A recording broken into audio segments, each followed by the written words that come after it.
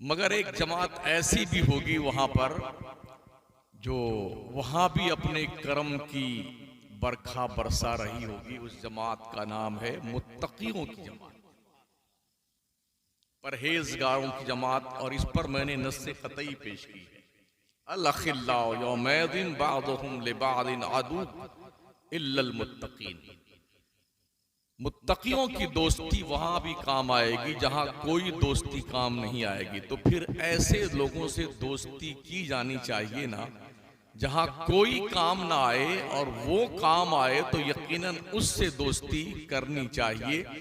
और यहीं से दोस्ती बना के रखो ताकि ऐन टाइम पर आप जो है वक्त और मतलबी की हैसियत से न पहचाने जाएं। वक्त पड़ा है तो आया मेरे सामने, यहीं से आप रिश्ते गुलामी इस्तवार करके रखें।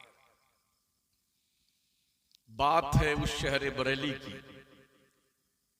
जो करामतों की बुनियाद पर नहीं पहचाना गया है, दीन पर इस्तिकामतों की बुनियाद पर पहचाना। बरेली दुआ तावीज की बुनियाद पर नहीं पहचाना गया है, दीन मुस्तफा के हिसार को बाकी रखने और उसके तहफ़्फ़ुज़ व बका के लिए जान की बाजी लगा देने की बुनियाद पर पहचाना गया है। बहुत सारे ऐसे लोग हैं, बहुत सारे पीर हैं जो बस दुआ झाड़ फूंक इसी नाम से पहचाने जाते हैं और दुनिया में उनकी गिनती होती है पीर साहब हैं दुआ तावीज़ की। मगर बरेली शरीफ वो शहर मोहब्बत है कि वहां पर अल्लाह के नेक बंदों ने अपनी शनाख्त जो कायम की है ना करामत की बुनियाद पर और ना ही झाड़ फूंक की बुनियाद पर, बल्कि इश्क़ मुस्तफ़ा की बुनियाद पर और मुहाफ़िज़े नामुसे मुस्तफ़ा की बुनियाद पर उन्होंने अपना नाम कायम किया। जिस जमाने में आला हज़रत इमाम अहमद रज़ा खान फाज़िले बरेलवी के आबाओ अजदाद हिंदुस्तान की सरजमीन पर फौज में आला ओहदों पे फाइज थे, जब तक फौजी जिम्मेदारियां इस खानदान के सर पर रखी हुई थीं तो उस वक्त भी इस खानदान के लोगों ने अपना और अपने खानदान का नाम रोशन करने में कोई कमी नहीं उठाई। और जब से दीनी खिदमात का जिम्मा इनके सर पे आया आला हज़रत सरकार के आबा व अजदाद के, तो फिर इस चमनजार का हर गुलो गुंचा इस कदर महका कि खोले हैं जुल्फे यार ने खुशबू कहां तक। जुल्फे तो बरेली में खुली हैं मगर उसकी खुशबू मशामे जा को पूरे अकनाफ आलम को मुअत्तर कर रही है और लोगों के दिलो दिमाग को महका रही है। याद रखें, हमारी शनाख्त, हमारी पहचान बरेली है, क्योंकि इस सर पे जो इज्जत के बाल उगे हैं ना, ये बरेली के कलंदर का सदका है। आज हम साहिबे ईमान हैं तो ये बरेली के मर्दे कलंदर का सदका है। न जाने हाल क्या होता तमामी अहले सुन्नत का बरेली में अगर अहमद रजा पैदा नहीं। आबरू बचाई है, आबरू। कोई गरीब घराने के नहीं थे आला हज़रत, बड़ा बावकार खानदान था और बड़ा शोहरत याफ्ता खानदान था, जिनके घर में दौलत की रेल पेल थी। बरेली के इस कलंदर के आबा अजदाद का पाकिस्तान के कराची का शीश महल बाज़ाब्ता तौर पर इनका ही अल्लाह के करम से इनके आबा अजदाद की ही मिल्कियत में था। लेकिन पैसों की रेल पेल होने की बुनियाद पर उस घर का कोई फर्द बिगड़े हुए रास्ते पे देखा नहीं गया। हम देख रहे हैं हिंदुस्तान भर में जितने भी पीर हैं, इल्ला माशाअल्लाह, बड़ी सफाई से मैं कहना चाहूंगा, जितने भी पीर हैं नस्लें बिगड़ी हुई, आप कह नहीं सकते कि ये लोग कहां कहां जा रहे हैं। लेकिन बरेली शरीफ के उस मर्द कलंदर के खानदान का कोई भी फर्द अपने आबा अजदाद की अजमतों को कलंकित करता हुआ दिखाई नहीं पड़ा।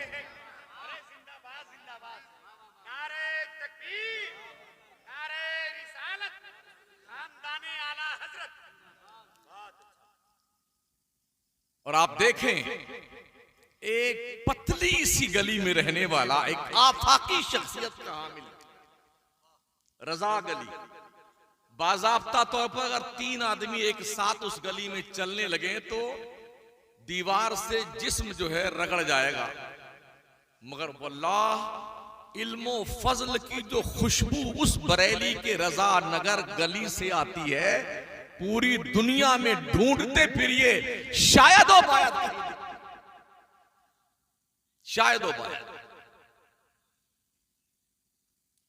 और हमने ये भी देखा है साथी, जिसने भी बरेली के उस मर्दे कलंदर के शान में गुस्ताखियां की हैं, फैजाबाद से लेके हैदराबाद तक वाया मुरादाबाद, हाँ, वो दुर्दशा हुई है कि फिरते हैं मीर खार, कोई पूछता नहीं।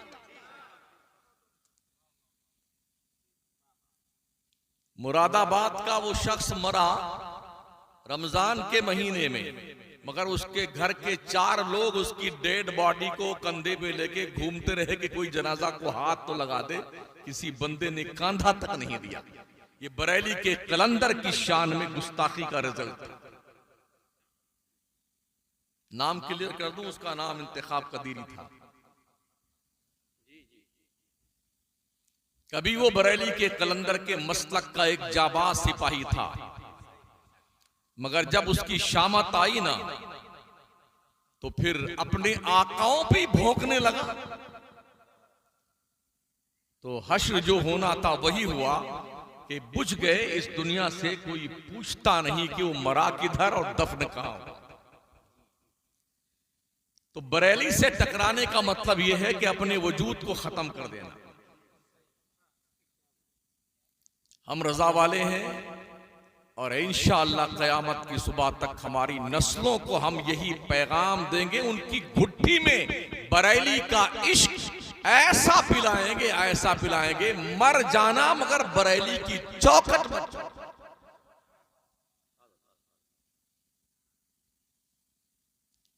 आला हज़रत ने किताबें लिख करके दुनिया के नक्शे पर अपनी धाक जमाई और वारिसे उलूमी आला हजरत सैयदी सरकार अख्तर रजा खान अजहरी ने अमली तौर पर आला हजरत के उन किताबों की तफसीर बनकर दुनिया के नक्शे पे अपनी अमली धमक जमाई।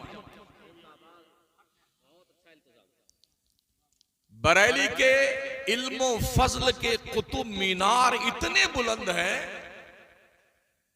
कि कजकुलाहाने जमाना जब उसकी बुलंदी को देखते हैं तो टोपियां जमी बोस हो जाती।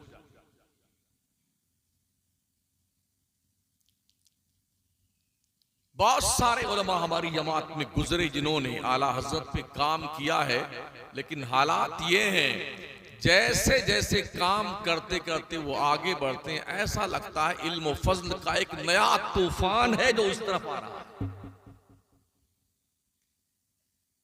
यूं बज़ाहिर सिर्फ 1400 किताबें आला हज़रत ने लिखी हैं, मगर जब मुतरज्जमीन ने, शारहीन ने इसकी शरह लिखनी शुरू की है ना, तो वो खुद बौखला जाते हैं, अल्लाह किस किस जिहत पर इमाम अहमद रज़ा ने कलम उठाया है।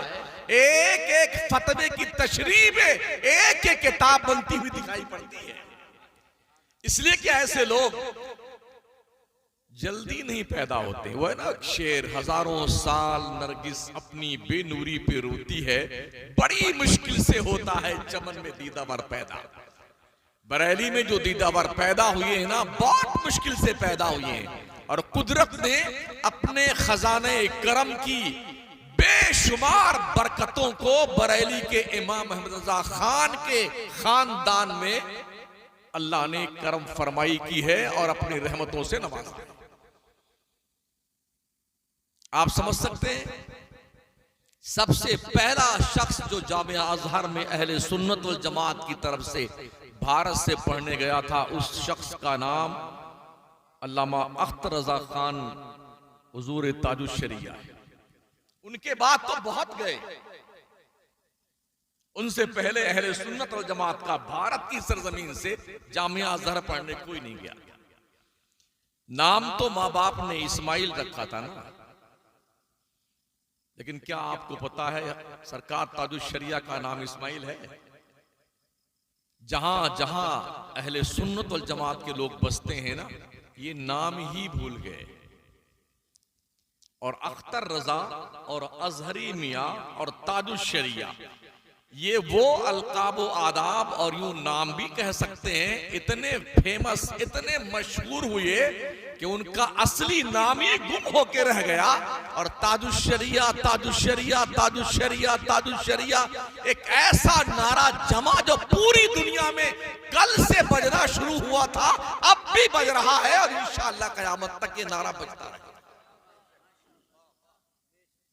काम किया है उन्होंने। अल्लाह ने हुस्ने लाजवाल से माला माल फरमाया था और हुस्ने बाकमाल से भी माला माल फरमाया था। उस घर में पैदा हुए थे जो इल्म का खानदान था, फजल का खानदान था, बुजुर्गी का खानदान था, वलायत का खानदान था। जहां वलियों की खदान हो, उस खदान से निकलने वाला पत्थर, हमने मकराने में देखा है, जो पत्थर से, खदान से पत्थर निकलते हैं ना, वो माशाल्लाह बहुत बढ़िया बढ़िया निकलते। ये ठीक था, ये भी ठीक था, ये भी ठीक था। अब तक हमने जितना देखा और पढ़ा है, आला हजरत के आबा व अजदाद से हजरत सैयदी सरकार आजम खान रहमतुल्लाह अलैह से लेकर के हुजूर ताजुश्शरिया और अब तक जितनी औलादें हैं आला हजरत के खानदान में, सबका यही हाल है। हर गुले रंगो बुए दीगर, अलग अलग चमक है, अलग अलग धमक है, अलग अलग रंग है। और इल्म फजल का, तकवा का, परहेजगारी का, बुजुर्गी का, ऐसा लगता है आफताबो महताब कुदरत ने बरेली के इसी खानदान में तुलू फरमाया। प्यारे आका सल्लल्लाहु ताला अलैहि वसल्लम के प्यारे दीवानों, तो मैंने अर्ज किया ना, बरेली तावीज और दुआ की बुनियाद पर नहीं पहचाना गया है। बहुत सारे लोग चिराग जलवाते हैं, इससे पहचाने जाते हैं। लाल पीला गुलाबी जुब्बा पहनते तब पहचाने जाते हैं। जाने कैसे कैसे अमामा बांधते हैं खराश खराश के, फिर पहचाने जाते हैं। बरेली का नाम लो तो इश्क मुस्तफा की चंगारी उछल के सामने आती है। बरेली का नाम लो तो इल्म फजल का सूरज निस्फुन नहारे शरीफ पे आके चमकने लगता है। बरेली का नाम लो तो आला हज़रत सरकार का कलम जो एहतियात की शक्ल में चलता था, उसकी अब तक तराश खराश सुनाई देती है। क्यों ऐसा है? इमाम अहमद रजा के कलम को कुदरत ने अपने हिफ्ज़ व अमान में ले रखा।